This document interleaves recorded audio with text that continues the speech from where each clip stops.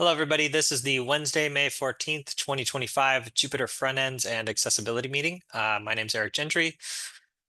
As I said before, welcome to anybody who's new. It looks like a couple new people may have joined. We're happy to have you here. Just remember, we're all bound by the Jupyter Code of Conduct while we're here as well. And let's get started with the agenda. So it looks like Andre has an item. Andre, you want to go? Yeah, sure. Hey folks, and so I have an update about the PR I've been working on. So I just wanted to mention that I had a really good discussion with Mike, and I plan to circle back to this PR this week. Yeah, so that's the end of my update. Thank you. So I kind of thought that Mike would be here, then, this would be more of an update directed at him because he was asking about this PR. So yeah, that's it. So actually, I wanted to touch on another topic. So we have Bhavana on call. It's a person who joined our team as an intern for the summer. So she will be joining our calls. Um, yeah, Havana, if you want to say a couple of words about yourself, you can do that. If not, that's fine too, I guess. Thank you.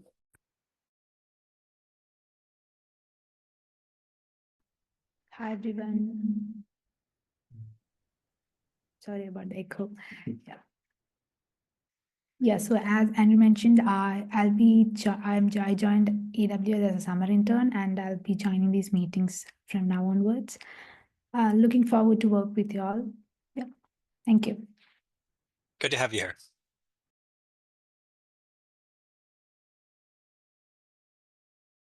So it looks like, does anybody have anything else to address? I think we've reached the end of the agenda. There wasn't much today.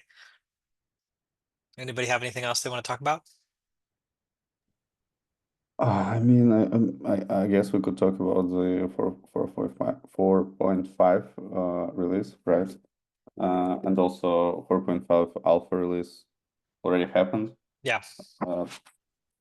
So I was talking with other Jupyter media strategy folks about publishing a post about it to kind of maybe encourage people to use it and test it that way, right?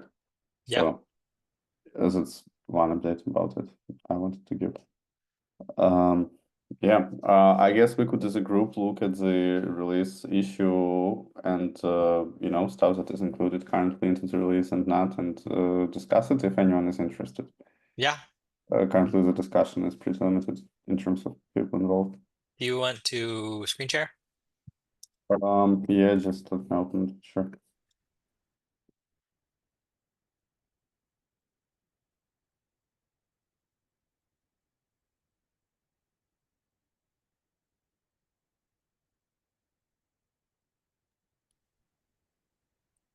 Just a quick question about the blog post you mentioned. Was it the blog post about JupyterLab 4.4 or 4.5? Oh, sorry. So we have a unfinished 4.4 blog post, right? Blog post. So ideally, probably we should finish it and publish it before, mentioning anything about 4.5 alpha. About 4.5 alpha, I wanted to do not a blog post because the message that I want to kind of publish is that, hey, we have 4.5 alpha, please try it. That at least was my concept, right? To encourage people to try it. Again, if that's why I wanted to discuss it. If the group thinks it's better to write a more longer blog post, that's fine too. I guess it just would need more resources. Okay, you mean like encouraging people to try pre-releases before the final releases are out? Yeah. Yeah. Sounds like a good idea. I guess if that can bring some more users to test earlier versions, but I was wondering if alpha was a good time to do it, or if we should wait for a beta, because sometimes like alpha, they can change a bit faster, right, than the beta. Or is the idea to encourage users to look for new releases when they are available, like alpha, beta, and so on, and encourage them to share feedback? I don't actually know. So my concept, my idea was to encourage users to try the pre-release versions earlier, right? Than like release versions, so they could try, and maybe even we could encourage them to contribute that way. But primarily, of course, way is to for them to test it and potentially detect problems. Yeah, I don't know which is the earliest versions that makes sense to kind of like publish. What do you think? I guess it depends on if there is a lot new in the alpha, like 4.5 alpha. I think for now the alpha was mostly made so that the CI would pass because it was causing some issues on the repo. I'm not sure there are like user-facing changes that people will notice apart from fixes to the virtual scrolling notebook, I think, but those have been backported, I believe. So they should also be available in 4.4. But once we have like bigger PRs that add new features or that let's say fix the virtual scrolling notebook, maybe then yeah, why not encourage people to try alpha releases with the big disclaimer that this may still be unstable for sure. Yes, great points. Let's keep that in mind and circle back to it, right? When we think it's a good time. I might like summarize and post about it here. So other topic I wanted to discuss is that there is already a list of some stuff we would like to include here. Scrolling issues were mentioned at these calls during 4.4, right, as potentially good goal for 4.5. So again, I'm not planning to work on those myself. So that's why I'm, asking if we should include them also in the goals,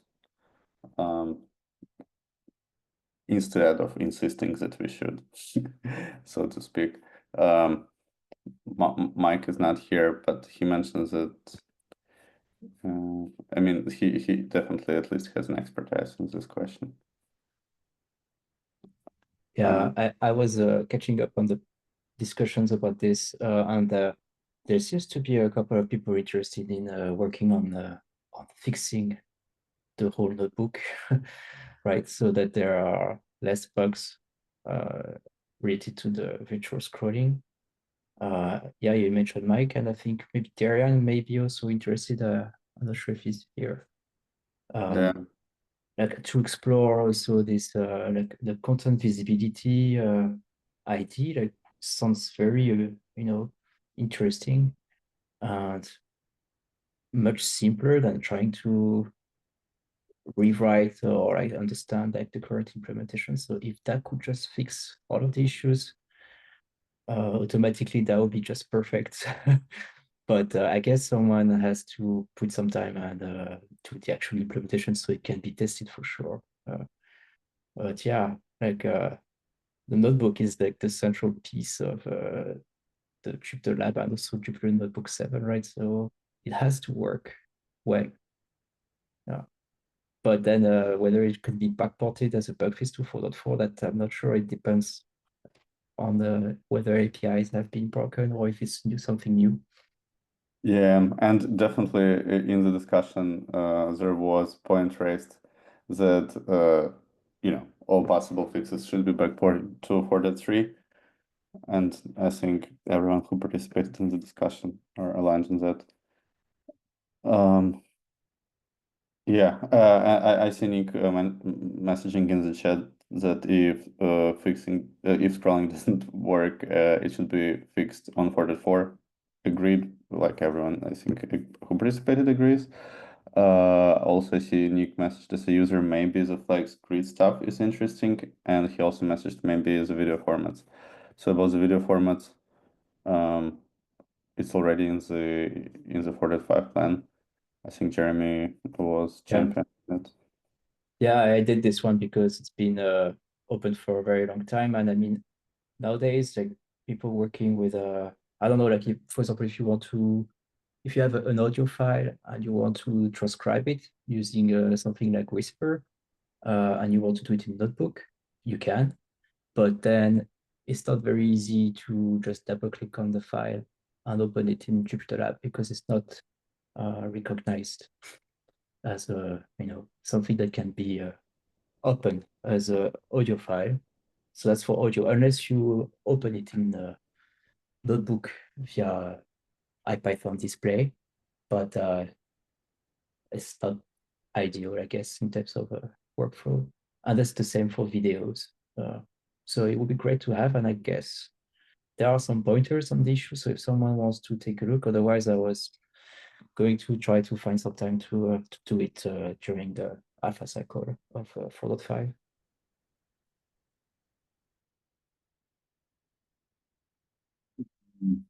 Okay, any like questions or points to what Jeremy said?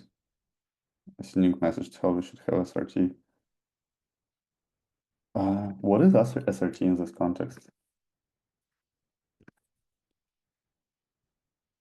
It's secure, reliable transport. I think it's a video and audio open source transport protocol, but I don't know very much about it, and I don't know if there's like what it means to have SRT here. Like, are there JavaScript APIs that can be used with it? Are there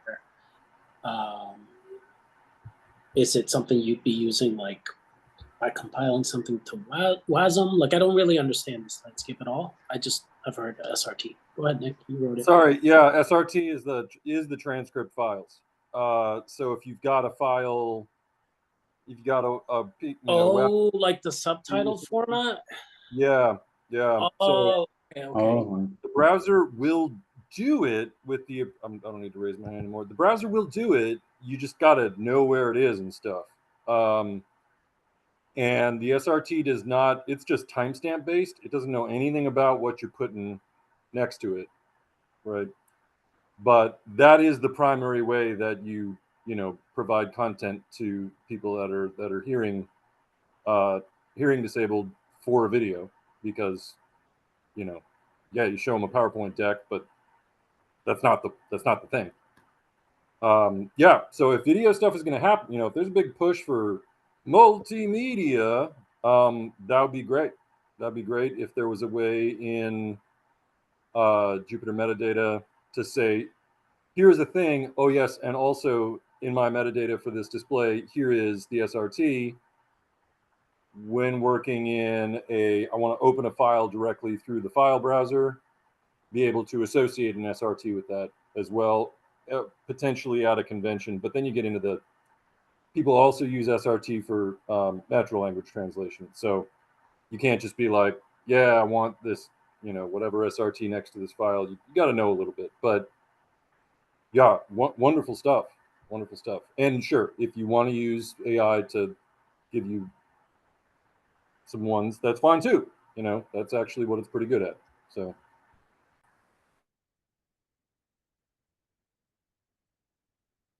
Awesome, thank you. I added kind of summary to the discussion, to the notes. So, Darian, earlier before you joined, we just discussed a question of potentially if we should add scrolling issues to the goals of 4.5 release plan. And as a part of the discussion, Jeremy mentioned that you are potentially working on this. So do you think this should be added to the 4.5 release plan? Scrolling issues. It's a little tough to say. I can't yet commit to it. I think from just like the front end point of view, yeah, of course. But from the point of view of how many cycles to put on it, I know I personally can do a little bit, but I was hoping to be able to get some people on my team on it, and that is still not clear yet. So I don't have any real additional input or facts to add to this conversation right now. Yeah. Awesome. Okay, thank you.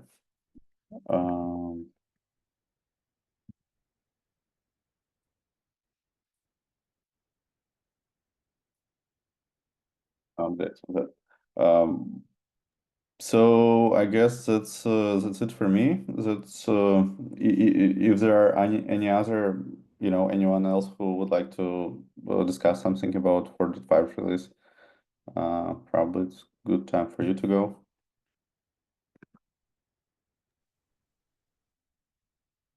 Anybody have any additional thoughts here or another item to discuss?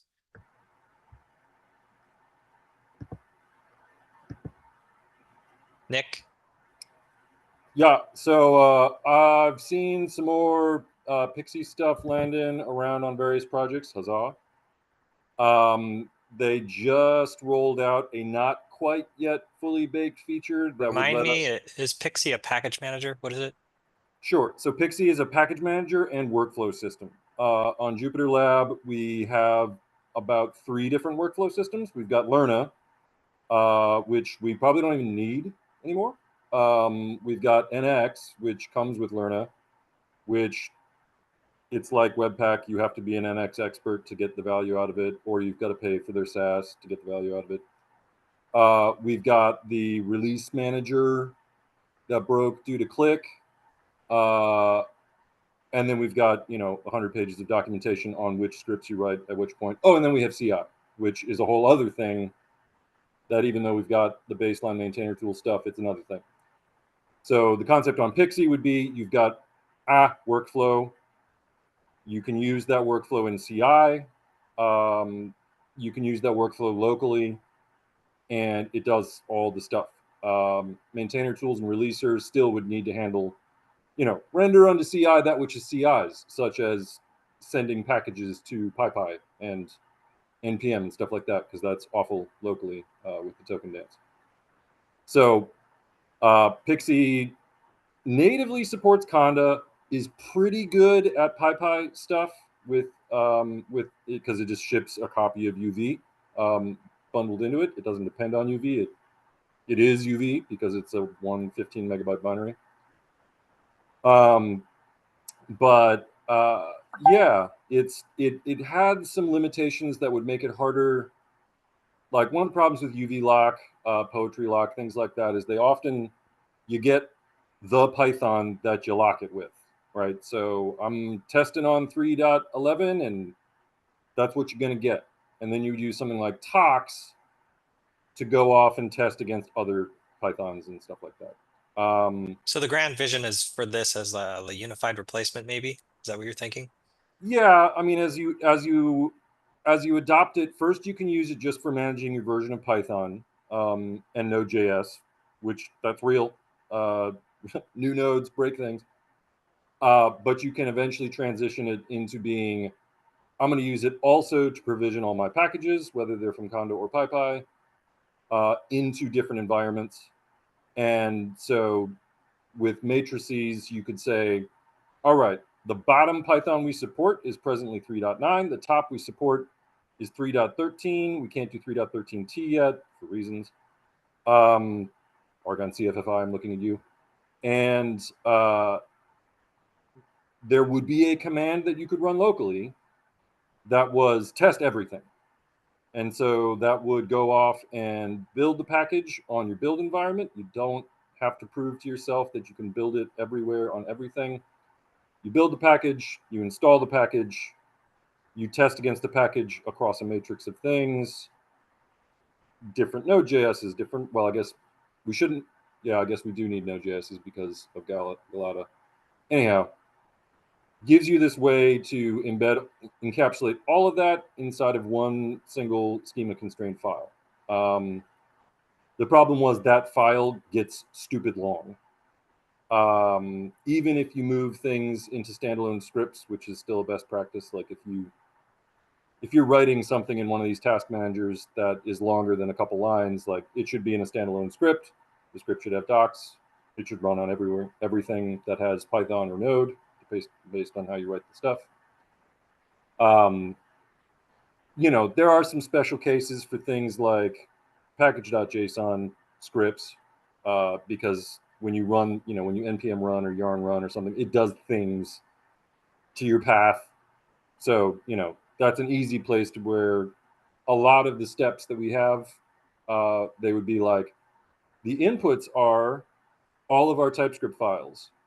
I run yarn TSC, or I run JLPM TSC, or whatever, you know, whatever stage of the bootstrap it's up to, the appropriate one.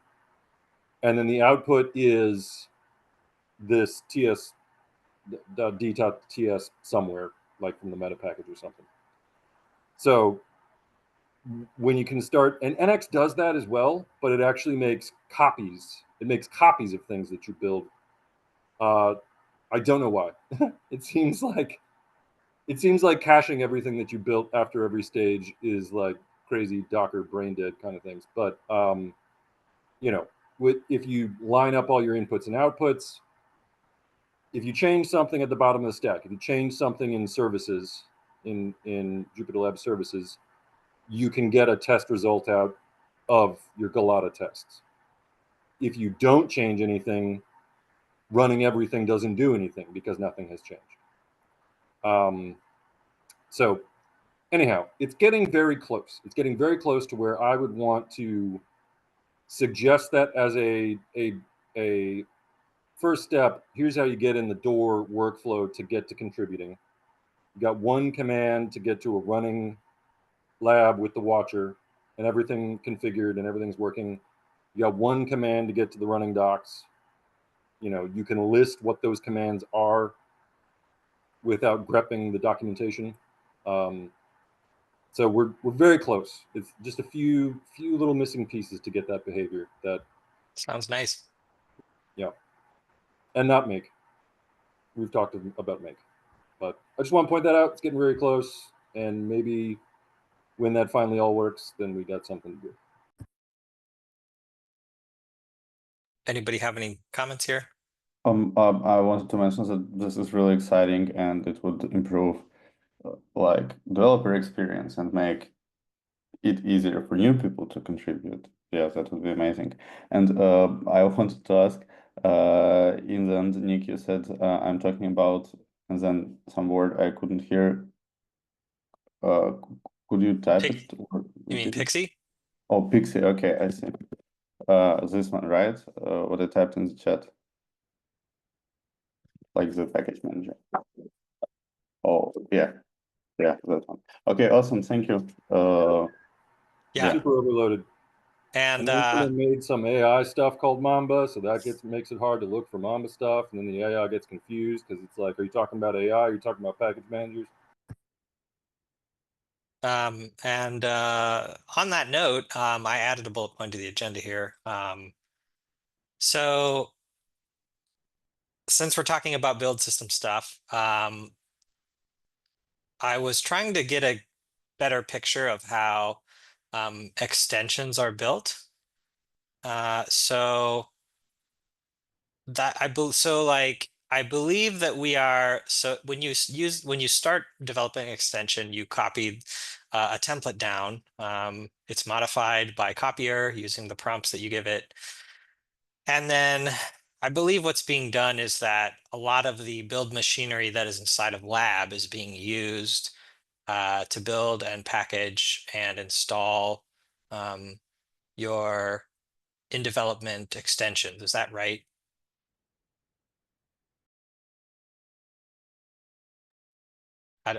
Can anyone here speak to what is being done when you're building your extensions? Because I've poked around in the code base, I poked around in the templates and the lab code base and various parts, trying to understand extension building, extension loading, how resources are requested from the front end from extensions, etc. And it seems to me to be very, very complex and has a lot of layers and tools and config files. So if anyone can talk about that, that'd be great. Who wants to go first? Oh, baby. Well, so Jason Grout isn't here, so he can't defend himself. So in JupyterLab 2, I believe, yes, there was 2, we made everybody have to be a Node.js developer. Everyone had to have a working Node.js on their computer that wanted to install anything that didn't come out of the box with JupyterLab. So there was a big old Webpack file, and it took all the sources from all the inputs, and it built one big old monstrous giant thing. There was some lazy loading and stuff like that. Are you talking about for JupyterLab, the application, or are you talking for extensions? Yes. Both. There was no difference before. Okay. Because before, you were basically building your own package JSON. Not basically, you were building your own package JSON.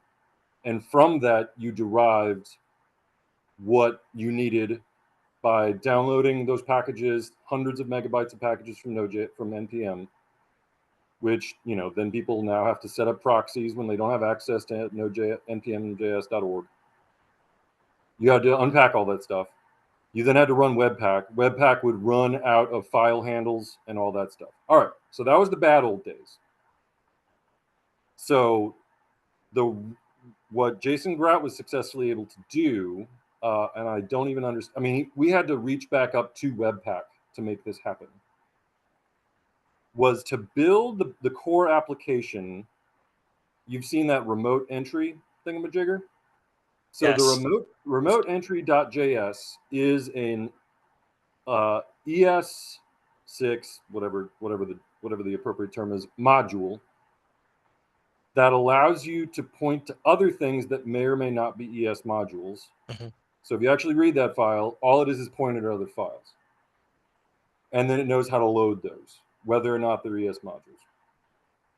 So that key innovation allowed us to achieve the things that kind of prompted the whole build architecture in the first place, which is you might have multiple versions of a heavyweight application dependency. There are exceptions. You can't have multiple Luminos. You cannot have multiple Reacts. You can cheat and have a Preact, but then it gets real dirty. Anyhow, so basically, the version of Lumino that you get with JupyterLab cannot be overwritten by the version of Lumino that you get from an extension. Everything else is fair game. I mean, that's not quite accurate. Like all the stuff in core, you can't have another version of JupyterLab services. You can't have another version of JupyterLab app utils. And this is good because Lumino relies on instance checks. Lumino relies on exported symbols or whatever thing it has. And that's how we get that lazy loading, loosely coupled extension architecture that lets you use core extension pieces. It lets you use the pieces that are hoisted by other extensions, IPyWidgets, for example. All right, so that's why the complexity and the indirection. And so the core app, in terms of generally I'm aware of like module loading versus bundling. The main application, I guess, is bundled, right? The main application has at least one huge core bundle, and you get no pixels until that loads. Okay. And then I guess the extension system, I've heard and I've seen in the code somewhere, the federated module federation for extensions. Right. Module federation is the terminology that we ended up with for the Webpack side of the house. What we refer to them now as our pre-built extensions. And they are just those static assets that you were talking about that are delivered to a 100% predictable location on disk inside of the Jupyter data path. Whether that was the right choice, whatever, it's what we got. So when you go into that Jupyter, sys prefix /share /Jupyter lab extensions, not lab, it's different. Lab extensions / and then there's either at whoever's thing or it's the thing, because we didn't adopt the URL convention of the dash for the user namespace.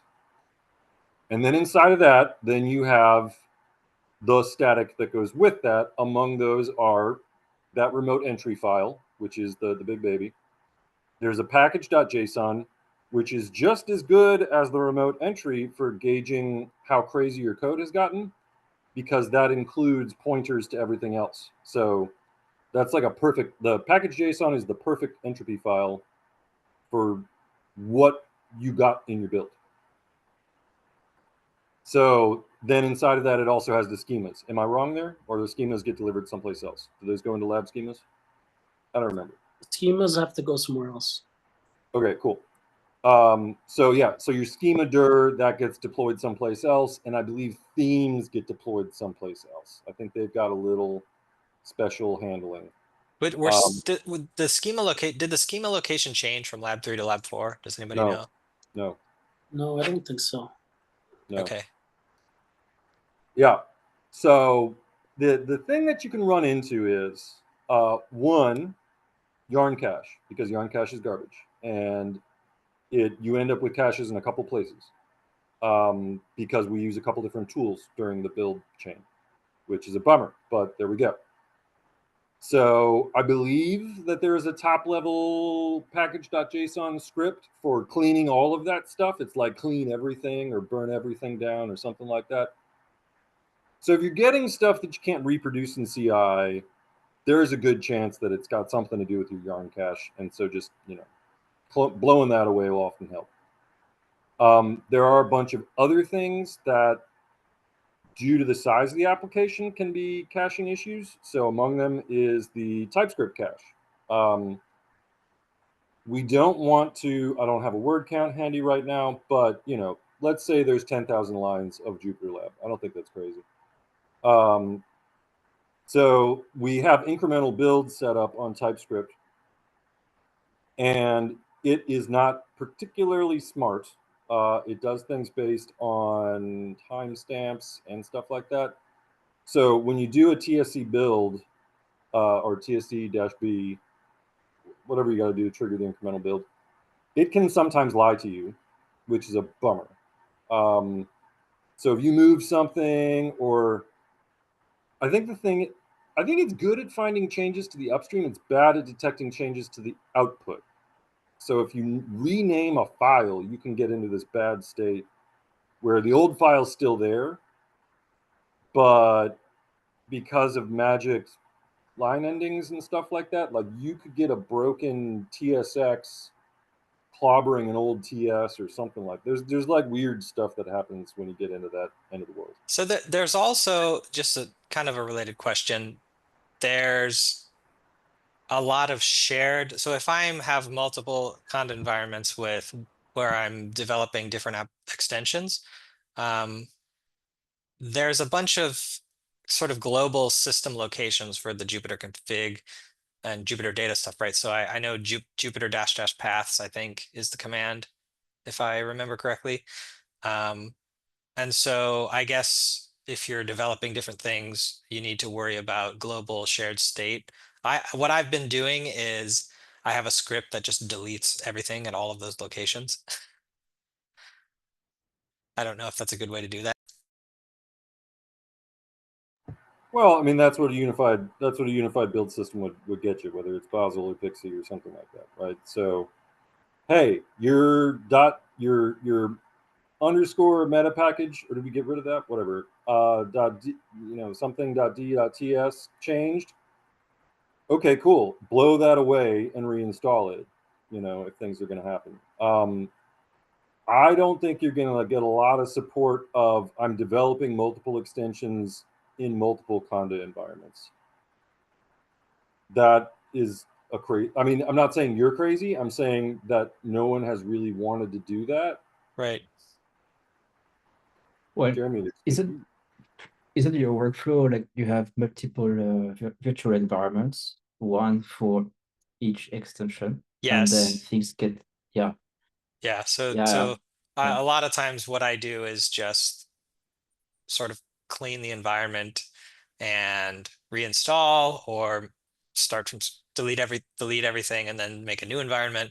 So I run into that a lot, I think. Okay, maybe I need to find what I have in my RC file, but there is a way to tell Jupyter to so there is like priorities where Jupyter is going to look for the config, and you can put the one from the environment at the top. So that means, like, for example, Okay. if you open a lab from a virtual environment and then you change the theme to dark theme, you don't necessarily want that theme to apply to another virtual environment, right? Because you would like to get those two separated. But some people like to have everything together, for sure. But there's a way to make sure that things get saved at a proper place. But I don't remember. I think it's Jupyter. Or is Well, it like? And all this is super rad and cool until those things have server extensions, and then things going to go off the rails. So there is already a CLI, or at least a traitlets or whatever, for extra lab extension paths. And what that can do for you is, I've got these 10 environments that are building 10 different things. In the environment where you're doing your testing or you're doing your development, you start that JupyterLab knowing to look in the build routes of those things. So that is another way that you can, let the TypeScript stuff do what the TypeScript stuff is going to do, and build that stuff and run watchers and all the crazy stuff that you want to do, because it does actually update the real files on disk when you run those watchers. And then be pointed at each of those in your launched Jupyter Traitlets application. Let me find, I don't have a CLI up. I'm naked. I don't know how to do this. So I was looking in the module loading system. I don't remember which module it was, but there's a register plugin. So I was trying to understand what happens from the front end so if you have a lab installation and you've got an extension installed, I was trying to understand what happens when you launch the lab application and it sees installed up. I think there's some search paths, right, that it looks for to find extension metadata. And I was trying to understand, I guess, how it finds the front end or the static files for an installed extension. So an extension's content being in a known place and a package.json being in the known place is enough to get that entry point file. And the entry point file always for JupyterLab extensions exports the same thing. So there's no further like searching for. As long as you know where the extension is, the package.json is there. As long as you know where package.json is, you have that metadata. And I guess related question, what is install.json doing? Nothing, you can ignore it. Okay. Not much. It's just to leave a trace to for users to Oh, okay. know like how they could uninstall the package, because I see. Sort of in the logging, end, kind of. Yeah. yeah. I mean, what could be confusing here is like back to the original question, is if you start from the template, there are like many things going on for sure. So you have all of the boilerplate files in the repo. In the end, a front-end extension for JupyterLab is mostly just JavaScript, but here it's in TypeScript, so there is also the TypeScript build step. So then you have the Webpack build, which is coming from the JupyterLab CLI. But then at the end of all of this, you want to share your extension with people and distribute it. And the thing that was chosen was a regular Python package, because that's what people are familiar with in the Jupyter ecosystem. So the Python package, which is created from the template, is mostly just a shell to ship static assets. And you can do the same with Conda Forge and Conda packages. So this install.json file, by default, it just says, okay, you installed my extension with pip install my extension, then you can uninstall it with pip install uninstall. But technically, if you manage to bring those files to someone's computer by other means, then there will be nothing to do with pip. So you could just ask people to download files, put them on a location that the JupyterLab will be able to find them.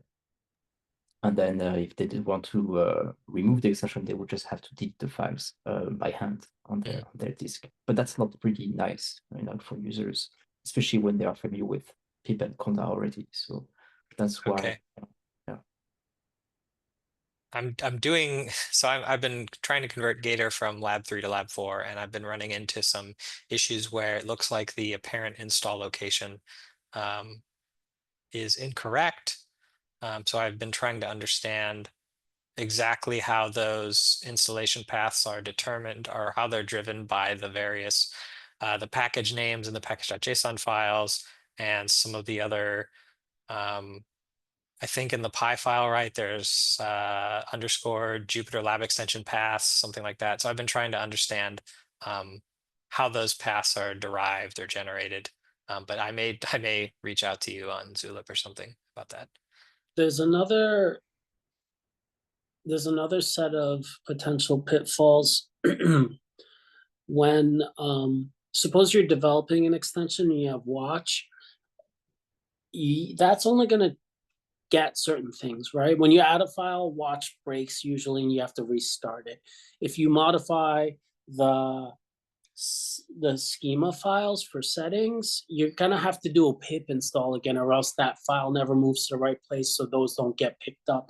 If you upgrade an extension and you have user settings in your .jupyter folder in your home directory, and those settings are for the old version, depending on the author of the extension and how they implemented it, that might blow up. Like there's a few things that are not going to be catched by the automated tools, and you need to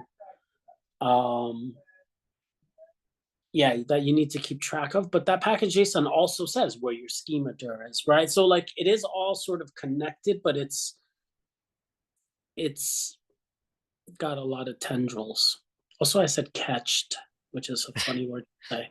I also, an added complication here too is that Gator is actually 3 different packages, and I think they're using Lerna workspaces, which just adds an additional set of things that to kind of work through. So it's been quite difficult. Yeah, I mean, like I mentioned earlier, we don't even really need Lerna anymore for much of anything, because the Yarn workspaces just work. They were a little busted back in the day, but they just work. And there is stuff that lets you learn to run stuff and all that kind of stuff, and it looks at the dependencies and runs them in the right order, and I think someone had mentioned something about dashes in names and whether that was supported or not. I do know that this package uses @mamba-org in some of the, I believe in some of the package names. Does anybody have any ideas around that? It is totally supported. It is fine. The only thing is that for a Python package, you don't, for pip install, like you need those to be underscores. So sometimes people don't want to use either dash or underscore, or rather they want to, universalize on one or something like that. But no, I mean, if you have @mamba-org/Gator, that should still work. Okay, cool. Thank you, guys. Yeah, I mean, and Lerna, I think it was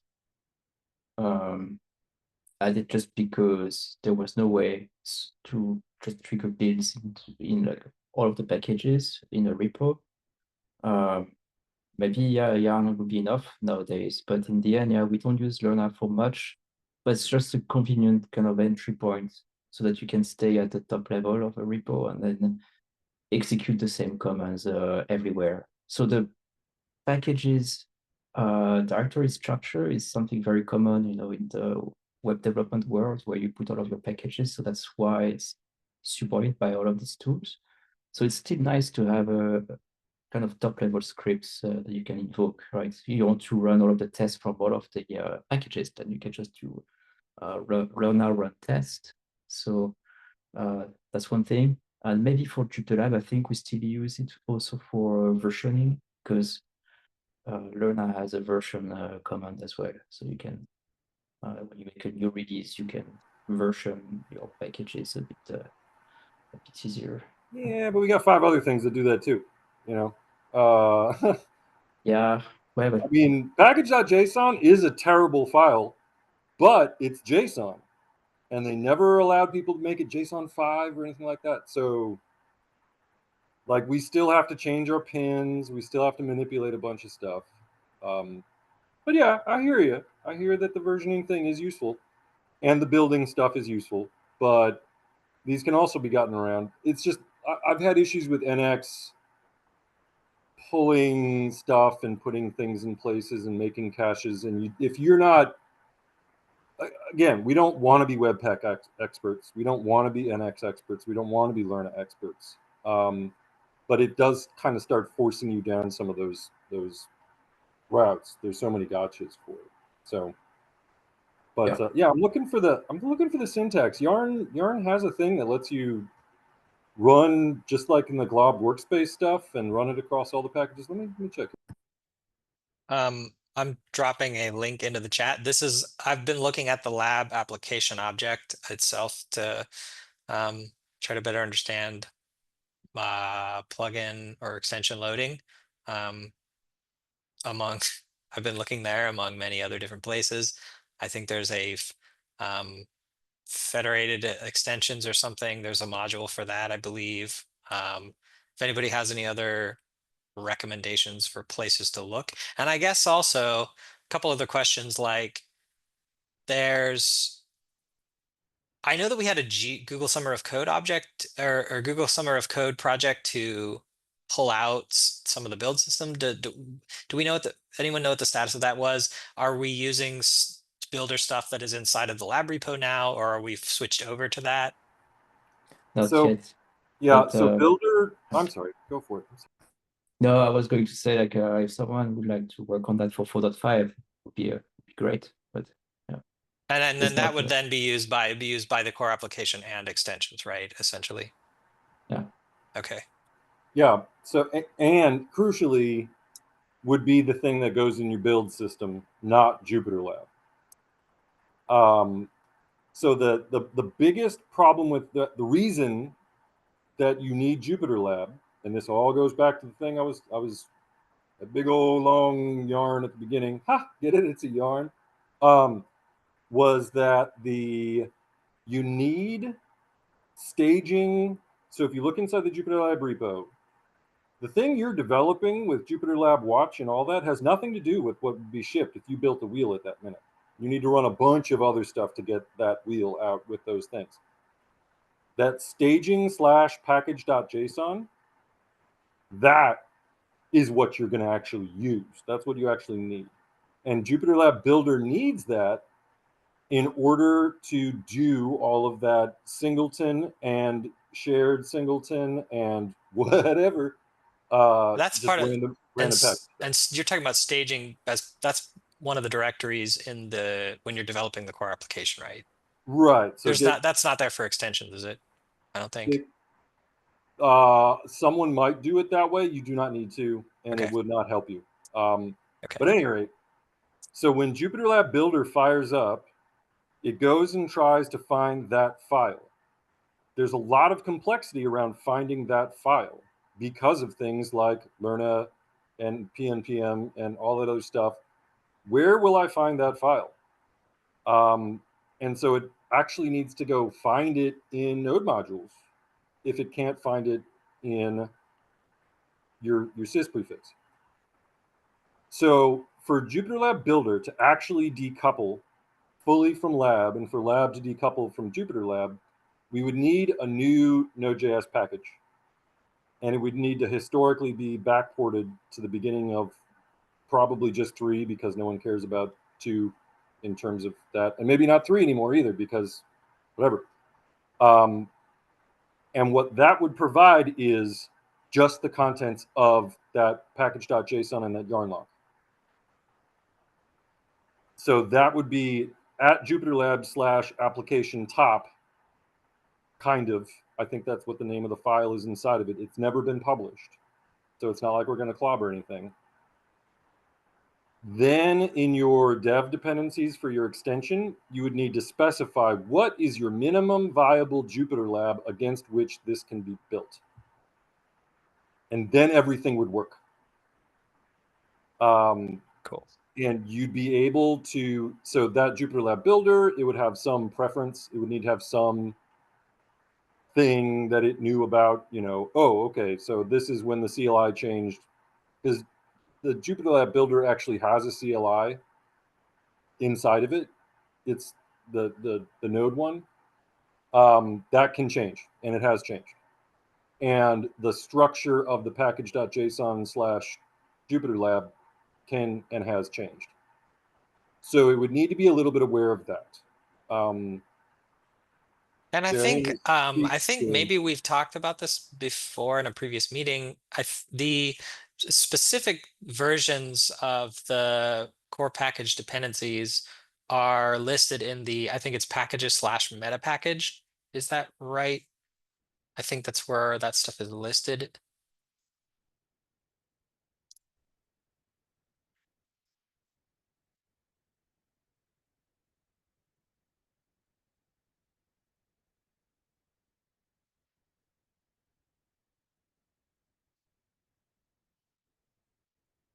Yeah, I'm looking at it. Looking at it now. There's a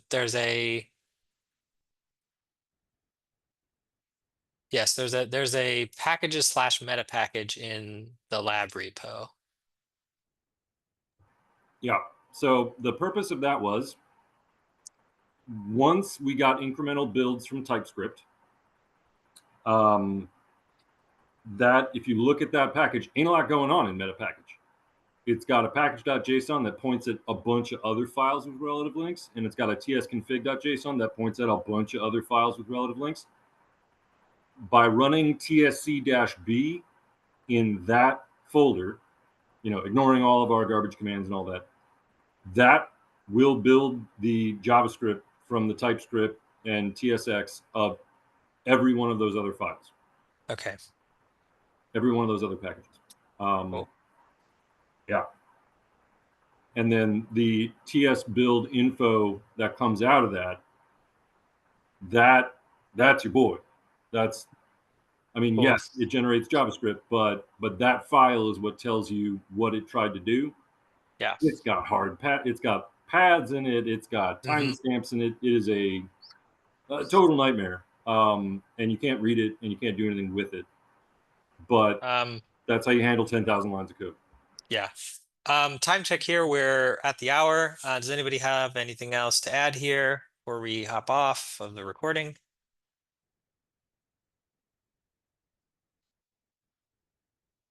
I don't know if Darian, you're... I'm unable to communicate and have nothing to say. Bye, everyone. Okay, bye. All right. We'll end the recording there. Everybody brace yourselves.